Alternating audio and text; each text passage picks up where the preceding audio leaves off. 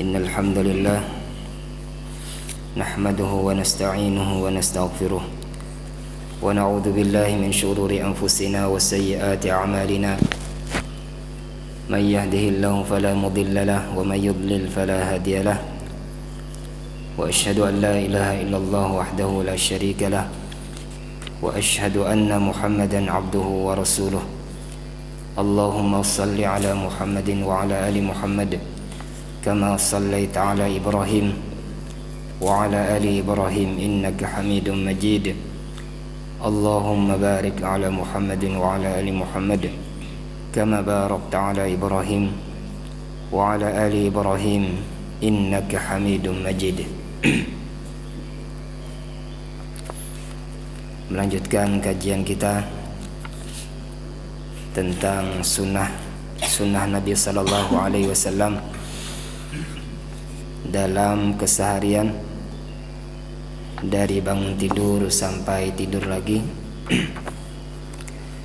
Kita memasuki pembahasan awal dari kitab ini, yaitu kata Hudzaifah bin Yaman radhiyallahu taala anhu, adalah Nabi Sallallahu Alaihi Wasallam apabila beliau qama minal lail, bangun dari malamnya, yashu sufahu bisiwak, beliau menggosok gigi beliau dengan siwak ya. Nah, ini termasuk sunnah Nabi Sallallahu Alaihi Wasallam, bersiwak ya. Kalau tidak ada siwak, maka minimal dengan sikat gigi ya. Yang penting tujuannya sama, yaitu membersihkan gigi ya. Berarti termasuk sunnah Nabi Sallallahu Alaihi Wasallam adalah setelah bangun tidur membersihkan mulut ya. Dan yang diutamakan adalah dengan siwak. Namun kalau tidak punya, maka bisa dengan sikat gigi ya. Yang kedua, sunnah yang kedua setelah bangun tidur, dan ini kayaknya tidak berurutan ya. Yang kedua kata beliau di sini, yaqulu dzikra alwarida 'inda al-istiqadhi minan naum. Beliau membaca zikir ketika bangun tidur ya. Wa huwa ma jaa fi sahih al-Bukhari min hadits Hudzaifah radhiyallahu taala anhu qala, yaitu hadis yang ada di Sahih Bukhari bersumber dari Hudzaifah radhiyallahu taala anhu. Beliau berkata, kana an-nabiy sallallahu alaihi wasallam idza arada an yanama qala bismika Allahumma amutu wa ahya, wa idza istayqadha min manamihi qala alhamdulillahi alladhi ahyana ba'dama amatana wa ilaihi an-nusyur ya. Kata Hudzaifah radhiyallahu taala anhu, adalah Nabi sallallahu alaihi wasallam apabila beliau hendak tidur, beliau membaca bismikallahumma amutu wa ahya ya. Jadi bacaan yang benar bismika Allahumma amutu wa ahya. Amutunya dulu ya. Sebagian ada yang terbalik ya, bismika Allahumma ahya wa amut ya. Di sini di hadis Nabi sallallahu alaihi wasallam amutu wa ahya ya. Wa idza staiqadha min manamihi qal, dan ketika beliau bangun dari tidurnya beliau membaca alhamdulillahilladzi ahyana ba'dama amatana wa ilaihin nusyur ya. Nah, ini dihafal ya. Doanya pendek, dihafal. Jangan sampai kita kalah dengan anak-anak kita ya. Anak-anak sekarang hafal ya, doa-doa pendek. Doa bangun tidur, doa sebelum makan, setelah makan ya. Nah, jangan sampai kita sebagai orang tua kalah dengan anak kita ya. Dan ini perlu dibiasakan ya. Karena memang kalau tidak terbiasa sering lupa ya. Masuk masjid, keluar masjid ya, masuk WC, keluar WC ya. Doa-doa yang seperti itu sering lupa ya. Sering lupa karena tidak terbiasa. Tapi kalau sudah terbiasa, dia susah lupanya ya. Jadi secara otomatis ketika masuk WC baca doa, keluar WC baca doa ya. Itu kalau sudah terbiasa ya. Dan paling membiasakan itu paling sebulan ya. Sebulan diingat-ingat terus ya, dibiasakan terus. Masuk masjid baca doanya, keluar masjid baca doanya, mau tidur baca doanya, setelah tidur bangun tidur ya, baca doanya. Itu dibiasakan ya. Kalau sudah terbiasa, insya Allah tidak akan lupa lagi ya. Nah, doa-doa seperti ini ya, dihafal ya. Doa-doa pendek seperti ini dihafal ya. Dan ini pahala bagi kita ya. Pekerjaan yang setiap hari ya, yang ada doanya, ada sunnahnya kita kerjakan ya. Berapa tahun kita membaca ini ya, berapa tahun kita hidup ya, maka selama itu kita mengumpulkan pahala ya, dengan rutinitas keseharian kita ya. Coba berapa kali kita sehari ke kamar mandi ya, ke WC ya, berapa kali kita sehari ke masjid ya. Nah, itu kalau kita baca doa terus ya, akhirnya pahala kita terkumpul ya, banyak ya. Sudah berapa tahun kita amalkan ya. Beda kalau orang tidak mengamalkannya ya, rugi ya. Ke WC hanya buang hajat saja ya, tidak ada pahalanya. Tapi orang berilmu ke WC ada pahalanya ya. Ke pasar ada pahalanya ya. Karena dia tahu ya, doa masuk pasar, tahu doa masuk WC, doa keluar WC ya. Dan ini tentu saja memberatkan timbangan kebaikannya ya. Jadi jangan diremehkan ya doa-doa seperti ini ya. Karena kita keseharian kita melakukannya ya. Makanya Allah Subhanahu wa taala mengangkatkan ya, derajat orang-orang yang berilmu ya. Di antaranya karena orang yang berilmu tahu kesini apa sunnahnya, kesana apa sunnahnya, ini apa yang dibaca ya. Nah, dengan amalan-amalan seperti itu orang yang berilmu terangkat derajatnya. Karena orang yang berilmu ke WC saja dia dapat pahala. Orang yang tidak berilmu tidak dapat pahala. Dia tidak tahu doa masuk WC, doa keluar WC, atau tahu namun tidak diamalkan ya. Nah, ini tidak terangkat derajatnya. Namun orang yang berilmu, yang beramal ya, dia tahu sunnah-sunnah Nabi ya, maka dia amalkan, maka terangkatlah derajatnya dengan amal-amal saleh yang dia kerjakan setiap hari ya. Makanya Allah Subhanahu wa taala berfirman, yarfa'illahu alladhina amanu minkum walladhina utul ilma darajat ya. Allah mengangkatkan ya, orang-orang yang beriman di antara kalian dan orang-orang yang berilmu beberapa derajat ya. Yaitu karena orang yang berilmu dia mengetahui ya, amal-amal apa saja yang dia kerjakan ketika dia melakukan ini, melakukan itu. Ketika dia ke sini, ketika dia ke sana ya. Dengan itulah Allah taala mengangkatkan derajat orang-orang yang berilmu dan tentunya yang beramal ya. Sunnah yang ketiga, yamsahun nauma an wajhihi ya. Beliau mengusapkan tangan beliau ke wajahnya ya, menghilangkan bekas-bekas tidur ya. Nah, ini juga sunnah ya. Setelah bangun tidur mengusap wajah ya. Nah, ini mungkin sebagian kita baru tahu ya, ternyata termasuk sunnah Nabi ketika bangun tidur mengusap wajah.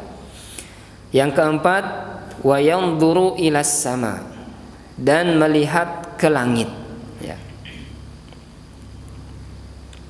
Wa yaqra'ul ayatil 'ashra al-akhirah min surati Ali Imran, dan membaca 10 ayat terakhir dari surah Al-Imran ya. Jadi setelah mengusap wajah, memandang ke langit dan membaca 10 ayat terakhir dari surah Al-Imran ya. Nah, ini mudah dilakukan di zaman Nabi ya. Ketika itu rumah belum ada atapnya ya.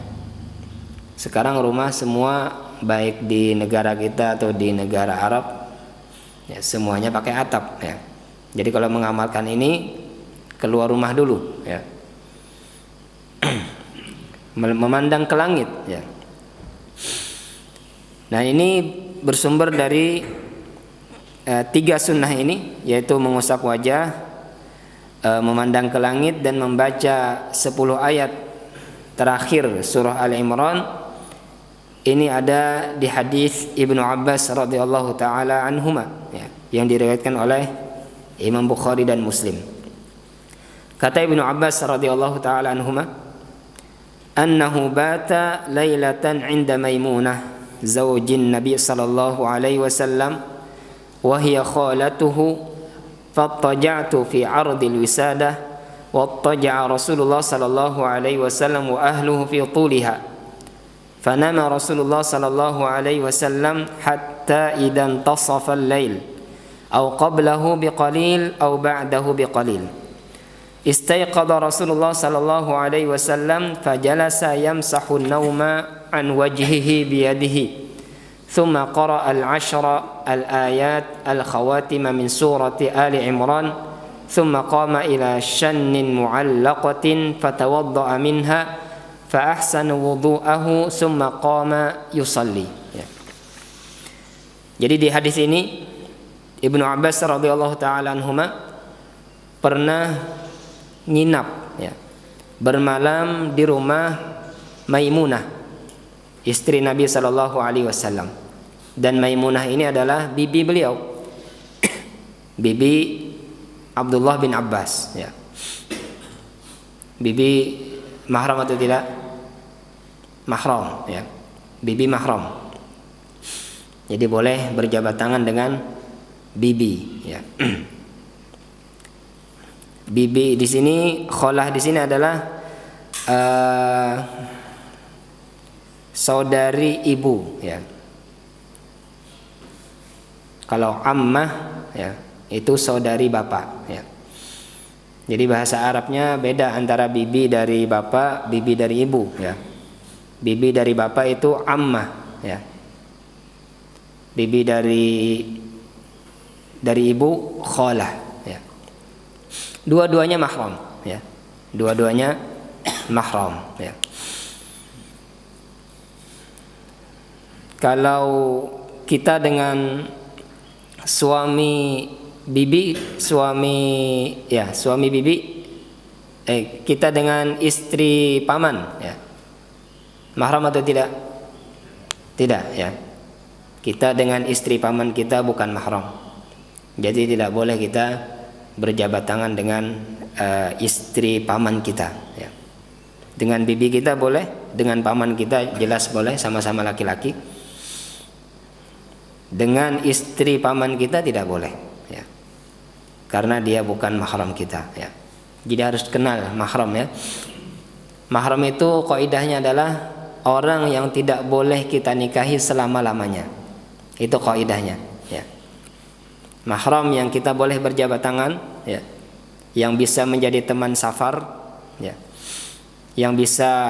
yang boleh berkhalwat, artinya satu rumah tidak mengapa ada dia dengan perempuan selama perempuan itu mahramnya ya.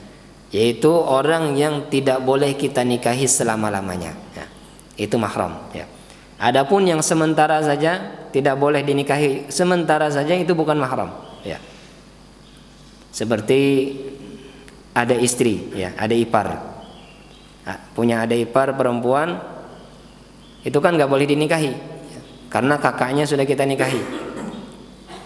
Nah, kita tidak boleh berjabat tangan dengan ada ipar kita ya.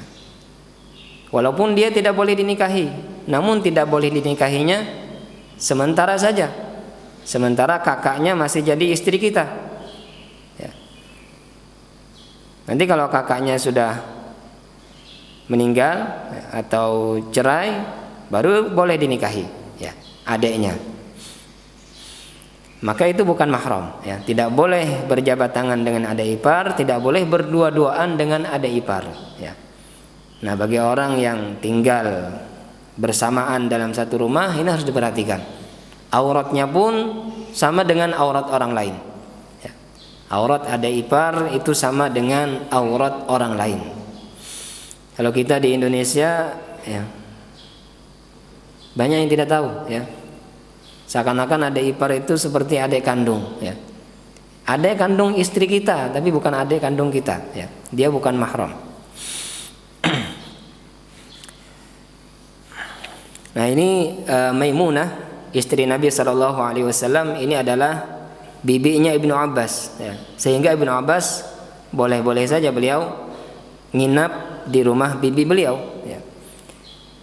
Dan beliau bermalam di rumah Nabi SAW, dan beliau menceritakan ya, bahwasanya Nabi SAW ya, bangun di pertengahan malam, kadang sebelum tengah malam sedikit, kadang setelah tengah malam sedikit. Artinya tidak mesti bangunnya itu saja. Kadang maju, kadang mundur ya. Lalu diceritakan oleh Ibnu Abbas ya, ketika Nabi SAW bangun, beliau duduk dan mengusap wajah beliau. Kemudian beliau membaca 10 ayat terakhir dari surah Al-Imran ya. Kemudian beliau berdiri dan menghadap ke tempat air yang bergantungan. Kemudian beliau berwudu di sana dan memperbagus wudu beliau, kemudian beliau salat ya. Nah, ini yang dilihat oleh Ibnu Abbas radhiyallahu taala anhuma ya. Jadi disunahkan ya, ketika bangun tidur mengusap wajah, melihat ke langit dan membaca 10 ayat di akhir surah Al-Imran ya. Nah, di hadis yang kita bacakan tadi tidak ada melihat ke langit, namun ada di hadis yang lain ya, yaitu wa fi riwayati li Muslim faqama Nabi sallallahu alaihi wasallam min akhiril lail thumma kharaja fa nadhara ila as-sama ya, thumma tala hadhihi al-ayah ya. Yaitu ketika Nabi sallallahu alaihi wasallam bangun dari tidur beliau di akhir malam, kemudian beliau keluar rumah, kemudian beliau memandang ke langit dan membaca 10 ayat terakhir surah Al-Imran, yaitu inna fi khalqis samawati wal ardi wa ikhtilafil laili wan nahar la ayatin li ulil albab ya, sampai seterusnya ya. Nah, riwayat Muslim ini menerangkan kepada kita ayat yang dibaca adalah dari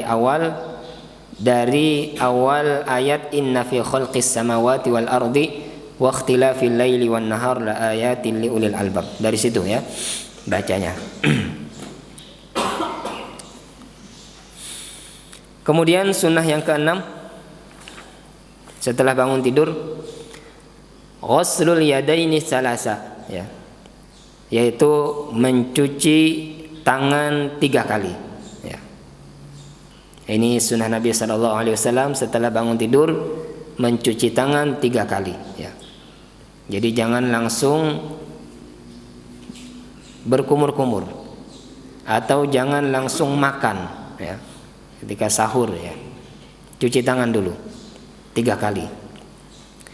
Dan ini diambil dari hadis Abi Hurairah radhiyallahu taala anhu, bahwasanya Nabi sallallahu alaihi wasallam bersabda, "Idza staiqadha ahadukum min naumi fala yudkhil yadahu fil ina hatta yaghsilaha salasa fa innahu la yadri aina batat yaduh." Ya. Kata Nabi sallallahu alaihi wasallam, apabila di antara kalian ada yang bangun tidur, maka janganlah dia memasukkan tangannya ke dalam bejana. Jangan langsung dimasukkan ke dalam bejana sampai dia mencuci tangan tersebut 3 kali. Karena dia tidak tahu kemana tangannya ketika tidur, ya. Jadi tidak boleh langsung dimasukkan ke dalam ember, ke dalam kolam, ya, bak mandi, ya. Karena kata Nabi sallallahu alaihi wasallam, dia tidak tahu kemana tangannya ketika tidur, ya. Dan di sini ada ikhtilaf ulama, ya, tentang hukum mencuci tangan setelah tidur, ya. Zahab al-Hanabilatu ila annahu wajib, ya. Mazhab Hanabilah, ya, memandang bahwasanya mencuci tangan 3 kali setelah tidur hukumnya wajib, ya. Dan ini yang dikuatkan oleh Syekh bin Baz rahimahullah, ya. Dengan dalil, ya, bahwasanya Nabi SAW di hadis yang sudah kita bacakan tadi, ya, beliau melarang untuk langsung memasukkan tangan ke dalam bejana, ya. Dan wal aslu fin nahyi at-tahrim, ya. Dan asal hukum dalam larangan adalah haram, ya. Selama tidak ada yang menjelaskan itu larangan, hanya anjuran saja, ya. Artinya larangan bukan larangan yang kuat, ya. Maka pendapat yang pertama mengatakan hukumnya haram, ya. Langsung memasukkan tangan ke dalam bejana atau ke dalam kolam atau ke dalam ember setelah bangun tidur, ya. Hukum yang kedua, pendapat yang kedua, ya, mengatakan membasuh tangan 3 kali setelah bangun tidur hukumnya sunnah, ya. Dan ini pendapat jumhur ulama, kebanyakan para ulama, kebanyakan mazhab dari mazhab fikih mengatakan sunnah, ya, mencuci tangan 3 kali setelah tidur. Dan pendapat yang kedua ini berdalil dengan keumuman ayat Al-Quran, ya. Yaitu Allah Subhanahu wa taala berfirman, ya ayyuhalladzina amanu idza qumtum ilas shalah faghsilu wujuhakum, ya. Wahai orang-orang yang beriman, apabila kalian ingin salat, maka cucilah wajah-wajah kalian, ya. Jadi pendapat yang kedua ini berdalil dengan keumuman ayat. Di ayat ini, ya, perintah untuk orang yang ingin sholat, perintahnya yang pertama apa? Membasuh wajah, ya, tidak membasuh tangan, ya. Dan perintah ini untuk sholat, kata pendapat yang pertama ini umum, baik dia setelah tidur atau tidak tidur, ya. Pokoknya kalau mau sholat, perintah yang pertama membasuh wajah, ya. Tidak ada perintah di ayat ini membasuh tangan terlebih dahulu, ya. Nah, ini alasan pendapat yang kedua. Namun kata penulis, ya, dalil ini terlalu umum, ya. Dalil pendapat kedua ini terlalu umum, ya. Dan dalil pendapat yang pertama lebih khusus, ya. Maka lebih kuat dalil yang pertama, ya. Dalil pendapat yang pertama, ya. Dalil pendapat yang pertama dia lebih khusus. Dia perintahnya ketika bangun tidur, ya. Ketika bangun tidur tidak boleh memasukkan tangan langsung ke dalam bejana. Dibasuh dulu 3 kali, ya. Adapun ayat Al-Quran itu perintahnya umum, ya. Maka kita ambil yang khusus, ya. Ini kata penulis, ya. Maka kata beliau di sini, kata penulis kitab ini, wa yahtatul muslim fayakhudhu bil qaulil awal, ya. Maka hendaknya seorang muslim dia berhati-hati, ya. Lalu dia mengambil pendapat yang pertama, ya. Liquwati dalilihim, karena kuatnya dalil pendapat yang pertama. Wali adamil as-sarif anil wujub, ya. Dan karena tidak ada dalil yang memalingkan dari kewajiban untuk mencuci tangan tadi, ya, karena ada larangan dan larangannya tidak ada penjelasan di hadis-hadis yang lain bahwasanya larangan itu adalah hanya makruh saja, ya, tidak ada.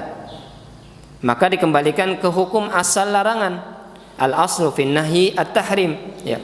Asal hukum dalam larangan, nas Al-Qur'an atau hadis, asal hukumnya adalah haram. Kalau dilarang berarti hukumnya haram. Namun kalau ada penjelasan di hadis yang lain, ya, bahwasanya larangan itu hanya makruh, ya, atau hanya himbauan saja, ya, maka menjadi hukumnya makruh atau bisa jadi mubah, ya. Untuk bisa jadi apa? Tarkul aula, meninggalkan yang lebih utama saja, ya. Maka kata beliau di sini untuk berhati-hatinya adalah mengambil pendapat yang pertama, ya. Jangan langsung memasukkan tangan ke dalam bejana, ember, kolam dan lain-lain, ya. Ketika mau berwudu atau ketika mau memulai aktivitas setelah bangun tidur, ya. Karena memang bisa menjadi penyakit, ya, penyebaran penyakit, ya. Kita memang tidak tahu kadang tangan kita kemana, ya, ketika tidur, ya. Dan pernah ada orang yang menyanggah hadis ini, ya.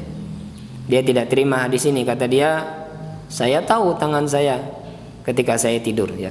Dia tidak terima hadis ini, ya. Diceritakan di kitab-kitab, ya. Dan Allah Subhanahu wa taala langsung mengazabnya, ya. Besoknya dia tidur dan ternyata tangannya masuk ke dalam duburnya, ya. Ini kata para ulama azab atau sanksi bagi orang yang menolak hadis Nabi sallallahu alaihi wasallam, ya.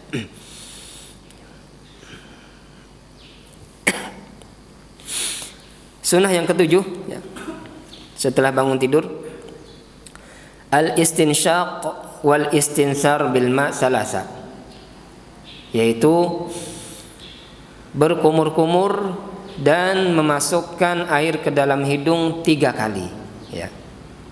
Berkumur-kumur dan memasukkan air ke dalam hidung 3 kali, ya. Dan ini bersumber dari hadis Abu Hurairah radhiyallahu taala anhu, anna Nabi sallallahu alaihi wasallam qala, bahwasanya Nabi sallallahu alaihi wasallam bersabda, idza stayqadha ahadukum min manamihi falyastansir 3 marrat fa inna asyaitana yabitu ala khayashimihi, ya. Kata Nabi sallallahu alaihi wasallam, apabila di antara kalian ada yang bangun tidur, maka hendaklah dia memasukkan air ke dalam hidungnya 3 kali, karena setan ikut tidur di lubang hidungnya, ya. Jadi setan itu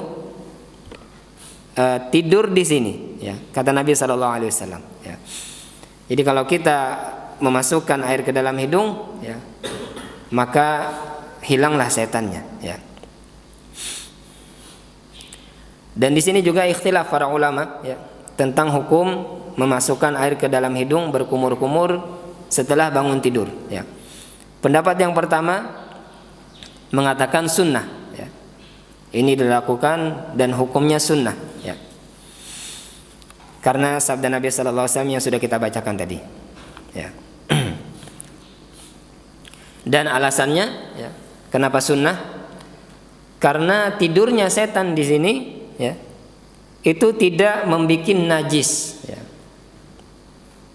Kata pendapat yang pertama, ya. Sehingga tidak wajib untuk dibasuh, ya. Pendapat yang kedua, memasukkan air ke dalam hidung, untuk pendapat yang kedua hukumnya wajib, ya. Dan ini berdalil karena perintah, ya. Nabi sallallahu alaihi wasallam memerintahkan fal yastansir 3 marrat. Hendaklah dia memasukkan air ke dalam hidung 3 kali. Tentunya dikeluarkan, ya, bukan dimasukkan terus tidak dikeluarkan, ya. Dimasukkan seperti orang berwudu, dimasukkan dan dikeluarkan, ya. Dan hukum asal perintah adalah wajib, ya. Nah, ini pendapat yang kedua, ya.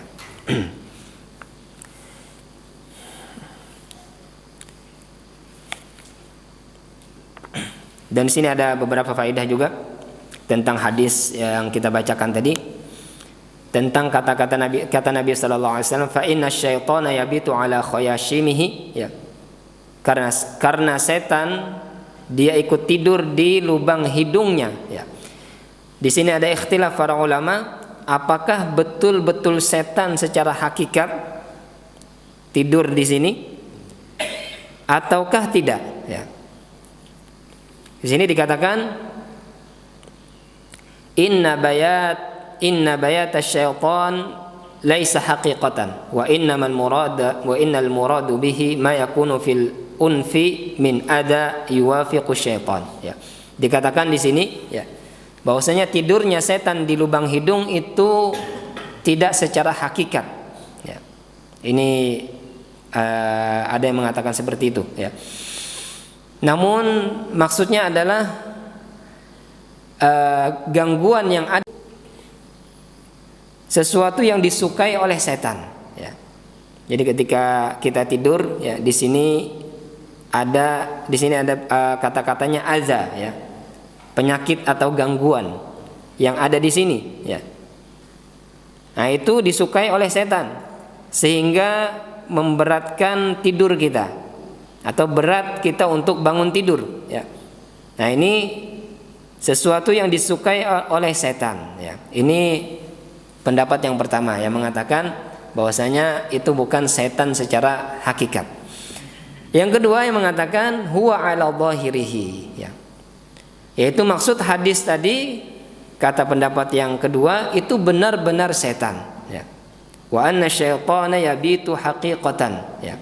Bahwasanya setan betul-betul hakikatnya memang dia tidur di sini, ya. Karena hidung, kata penulis, ya, karena hidung termasuk lubang yang bisa dimasuki oleh setan, ya. Sebagaimana kalau kita menguap, ya, itu diperintahkan untuk menutup mulut, ya kan? Apa kata Nabi sallallahu alaihi wasallam? Idza tasa'aba ahadukum falyumsik biyadihi ala fihi fa inna syaitana yadkhulu, ya. Apabila di antara kalian ada yang menguap, maka hendaklah dia tahan mulutnya dengan tangannya, ya. Karena setan bisa masuk, ya. Nah, ini kuat, ya. Yang kedua ini lebih kuat, ya. Mulut itu bisa dimasuki setan, ya. Dan lubang hidung juga bisa dimasuki oleh setan. Jadi pendapat yang kedua mengatakan betul-betul setan, ya. Memang betul-betul setan yang bisa tidur di lubang hidung kita, ya.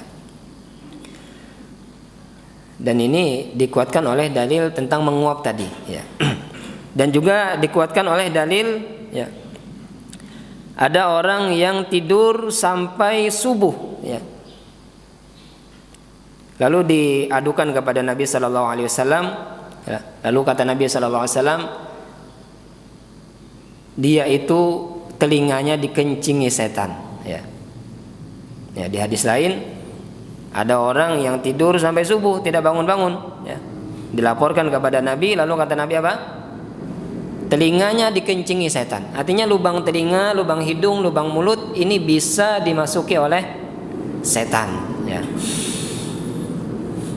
Maka pendapat yang kedua, ya, yang mengatakan itu setan secara hakikat, ya, ini lebih kuat, ya, karena didorong oleh dalil-dalil yang lain, ya. Artinya lubang hidung, lubang mulut, lubang telinga ini bisa dimasuki oleh setan, ya. Sunnah yang ke-8, banyak, ya. Sunnah bangun tidur aja banyak sekali, ya. Yaitu berwudu, ya. Berwudu. Dan kalau mau sholat berarti wajib berwudu, ya. Sholat tidak sah tanpa wudu.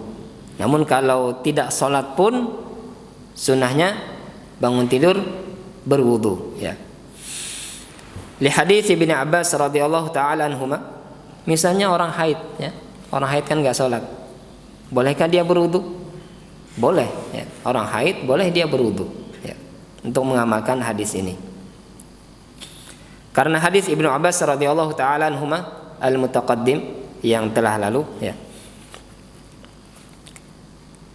Yang tadi yang kita bacakan tadi hadis yang panjang, ya, yang tentang Nabi membaca 10 ayat terakhir di surah Al-Imran.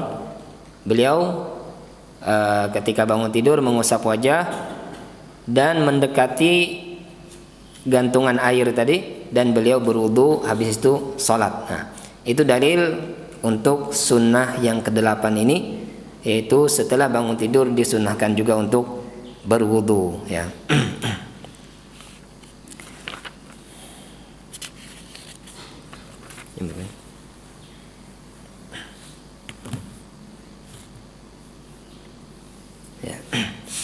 Dan di sini dijelaskan lagi tentang sunnah-sunnah dalam berwudu, ya.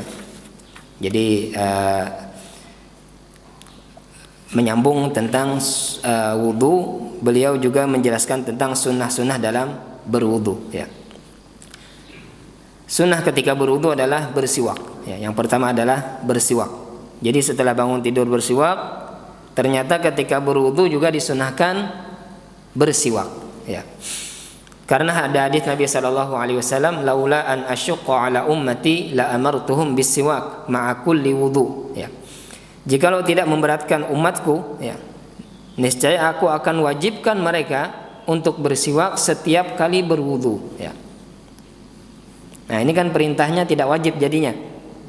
Karena ada kata-kata Nabi sallallahu alaihi wasallam, laula an asyqa ala ummati, jikalau tidak memberatkan, la amartuhum, aku akan perintahkan mereka, ya, umatku. Perintah ini wajib jikalau tidak memberatkan, namun berat, ya. La amartuhum bisiwak ma'a kulli wudu, ya. Sunnah yang kedua, ya, yaitu membaca bismillah, ya, ketika berwudu, ya. Hadis Nabi sallallahu alaihi wasallam, la wudu'a liman lam yadhkur ismallah, ya. Kata Nabi sallallahu alaihi wasallam, hadis bersumber dari Abu Hurairah, tidak ada wudu bagi orang yang tidak mengucap bismillah, ya. Dari hadis ini beberapa ulama dari kalangan mazhab, ya, mengatakan membaca bismillah hukumnya wajib, ya. Namun hadis ini hadis yang lemah, ya. Wal hadisu dhaif, hadis ini lemah, ya. Jadi tidak wajib untuk membaca bismillah, ya. Namun disunahkan saja, ya, karena dia memiliki penguat-penguat dari beberapa sahabat Nabi sallallahu alaihi wasallam, ya. Dari hadis Nabi sallallahu alaihi wasallam yang lain, ya. Berkata Ibnu Hajar tentang hadis ini, al-zahir anna majmu'al hadis yuhadditsu minha yahdutsu minha quwwatan tadullu ala anna lahu aslan, ya.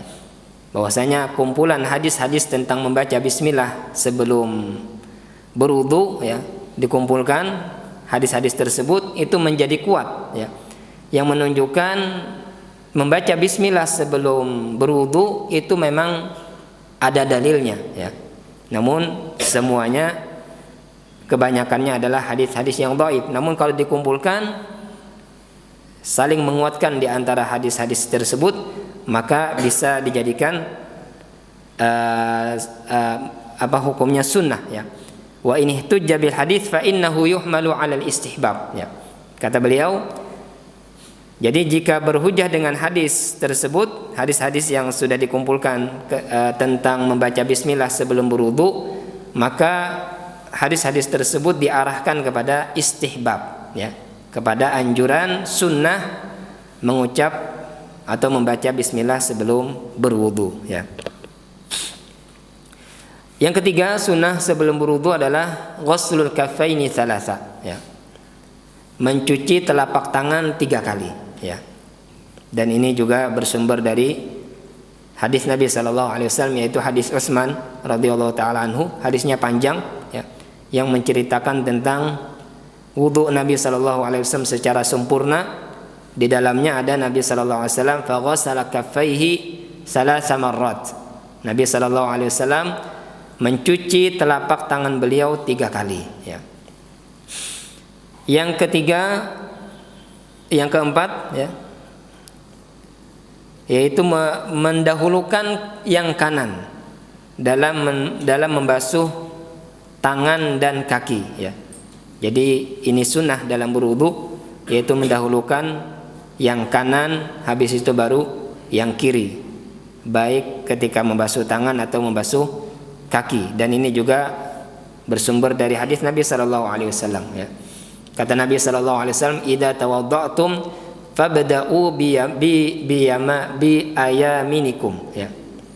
Jikalau kalian berwudu, maka mulailah dengan kanan-kanan kalian ya. Jadi memang ada wudu cara yang sempurna, ada yang wudu cara yang minimal ya. Nah, yang kita jelaskan ini adalah wudu dengan cara yang sempurna ya. Cara yang minimal bagaimana? Cara yang minimal dalam berwudu adalah dia hanya melengkapi rukun-rukun wudu saja ya. Membasuh wajah, tangan, kepala, kaki ya. Telinga juga tidak wajib ya. Bukan rukun maksudnya. Bukan rukun. Jadi yang rukun itu hanya wajah, tangan, kepala dan kaki ya. Nah, itu kalau sudah lengkap itu sah ya. Untuk sah saja seperti itu. Tapi untuk menambah pahala ya, dan wudu yang sempurna, dia harus lakukan yang seperti kita sebutkan tadi ya. Cuci tangan, bersiwak, cuci tangan, cuci telapak tangan, bismillah ya. Kita selesaikan ya, sedikit lagi.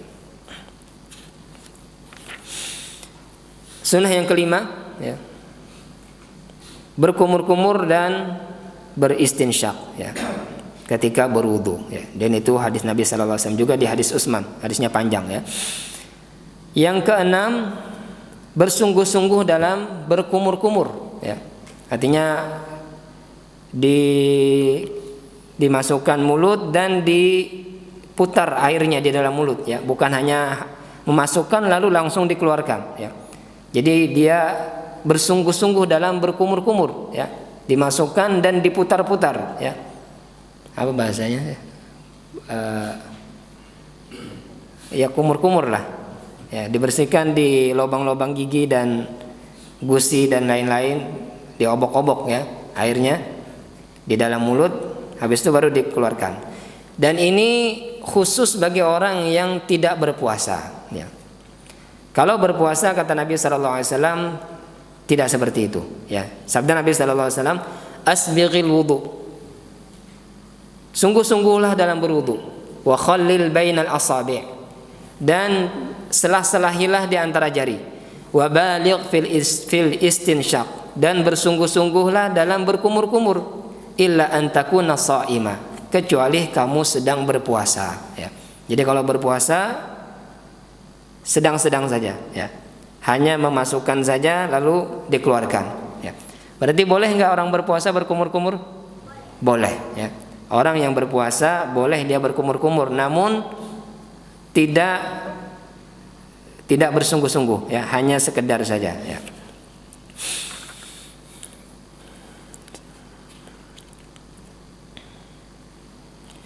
Yang selanjutnya ya, yaitu berkumur-kumur dengan satu telapak tangan ya.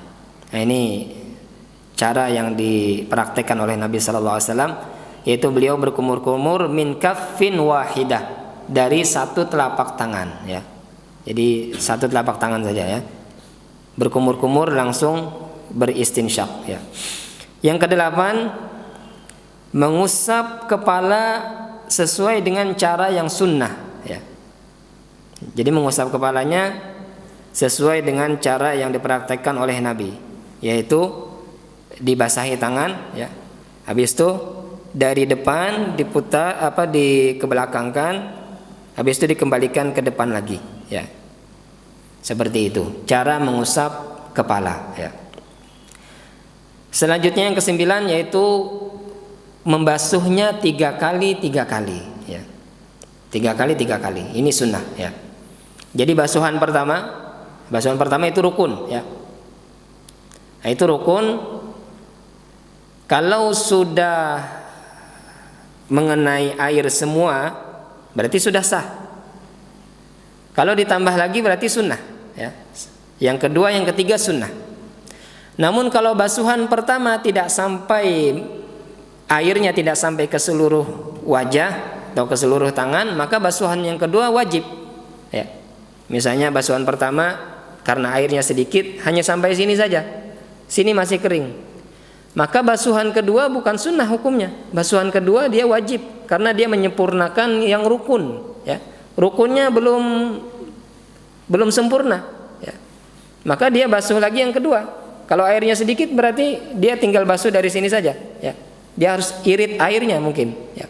Mungkin dia sedang di pesawat, ya, bawa air sedikit, atau di padang pasir tidak ada air, ya, atau di tempat yang tidak ada air, tidak cukup untuk berwudu. Dia ambil sedikit airnya, ternyata sampai sini sudah kering, ya. Sininya belum kena air, maka dia basuh lagi sini, ya. Nah, basuhan yang pertama tidak sempurna, berarti rukun yang tidak sempurna. Basuhan kedua berarti hukumnya wajib.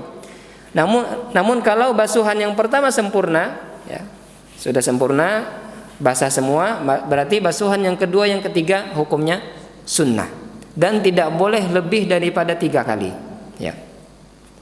Kata Nabi SAW, faman zada aw istazada faqad asaa wa dhalam. Siapa yang menambah-nambah dalam berwudu, ya, maka dia telah melakukan keburukan dan kezaliman, ya. Jadi tidak boleh lebih daripada 3 kali. Dan ini sering terjadi pada orang-orang yang was-was, ya. Orang was-was dalam berwudu ada dia sampai 5, 6, 7, ya, sampai 10 kali, ya. Dia merasa selalu tidak basah, ya, padahal yang dia ambil airnya banyak, ya. Ini was-was, ya. Ini tidak boleh, ya, berlebihan dalam berwudu, ya. Jadi tidak boleh lebih daripada 3 kali, ya. Ini pembahasan yang pertama setelah bangun tidur, ya. Nanti kita lanjutkan tentang qiyamul lail, ya, tentang salat malam setelah bangun tidur, ya. Mungkin ini saja kita cukupkan. Semoga bermanfaat. Salah khilaf mohon maaf. Subhanakallahumma wa bihamdika asyhadu an la ilaha illa anta astaghfiruka wa atubu ilaik. Assalamualaikum warahmatullahi wabarakatuh.